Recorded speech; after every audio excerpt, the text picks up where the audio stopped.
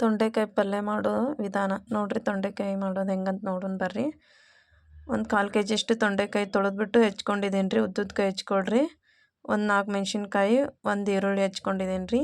ಈಗ ಒಗ್ಗರಣೆಗೆ gas on ಮಾಡಿಬಿಟ್ಟು ಒಂದು ಪಾತ್ರೆ ಇಟ್ಕೊಂಡಿದ್ದೀನಿ ರೀ. ಎಣ್ಣೆ 1-2 ಸ್ಪೂನ್ ಎಣ್ಣೆ ಹಾಕ್ಕೊಳ್ಳೋಣ ರೀ. 2 ಸ್ಪೂನ್ ಎಣ್ಣೆ ಹಾಕ್ಕೊಂಡ ನಂತರ ಒಂದು ಸ್ವಲ್ಪ ಕಾಯಬೇಕ್ರಿ. ಎಣ್ಣೆ ಕಾದ ನಂತರ ಒಂದು ಈರುಳ್ಳಿ ಹೆಚ್ಕೊಂಡಿದ್ನಲ್ಲ ಅದನ್ನ ಈರುಳ್ಳಿ ಹಾಕ್ಕೊಳ್ಳೋಣ ರೀ. ಒಗ್ಗರಣೆಗೆ ಈರುಳ್ಳಿ ಹಾಕ್ಕೊಳ್ಳೋಣ ರೀ. ಒಂದು 3 ಮೆಣಸಿನ್ಕಾಯಿ ಹಾಕ್ಕೊಳ್ಳೋಣ ರೀ. ಹಾಕೊಂಬಿಟ್ಟು ಸ್ವಲ್ಪ ಫ್ರೈ ಮಾಡ್ಕೊಳ್ಳೋಣ ರೀ. ಸ್ವಲ್ಪ ಫ್ರೈ ಆಗ್ಬೇಕ್ರಿ. ಸ್ವಲ್ಪ ಬ್ರೌನ್ ಕಲರ್ ಬರಬೇಕು.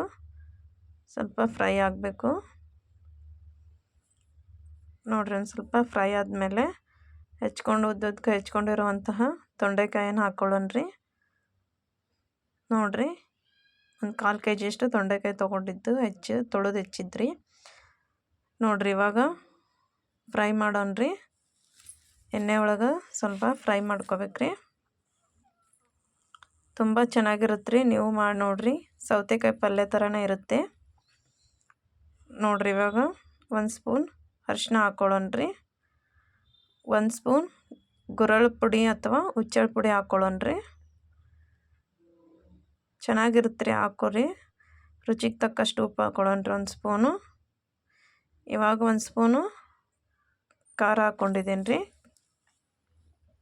ಕೆಂಪು ಮೆಣಸಿನ್ಕಾಯಿ ಖಾರ ರೀ ಅದು, ಬ್ಯಾಡಗೆ ಮೆಣಸಿನ್ಕಾಯಿ ಖಾರ 1 ಸ್ಪೂನ್ ಹಾಕ್ಕೊಂಡಿದ್ದೀನಿ ರೀ.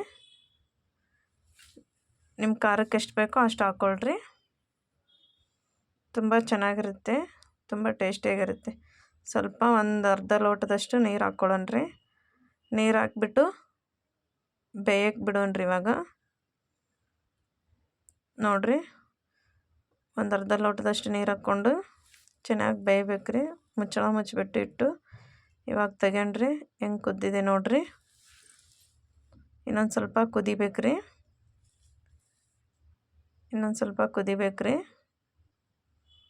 ಆಮೇಲೆ ಒಂದು 5 ನಿಮಿಷ ಕುದ್ದು ನೋಡಿರಿ. ಇವಾಗ ಎಷ್ಟು ಚೆನ್ನಾಗಿ ಬಂದೈತೆ ತೊಂಡೆಕಾಯಿ ಪಲ್ಯ. ತುಂಬ ಚೆನ್ನಾಗಿ ಬಂದೈತೆ ರೀ. ಕಾಯಿ ತುರಿದಿಟ್ಟಿದ್ದೆ ರೀ. ಒಂದು ಅರ್ಧ ಬಟ್ಲಷ್ಟು ಕಾಯಿ ತುರಿದು ಇಟ್ಕೊಂಡಿರೋದು ಹಾಕ್ಕೊಳ್ಳೋಣ ರೀ.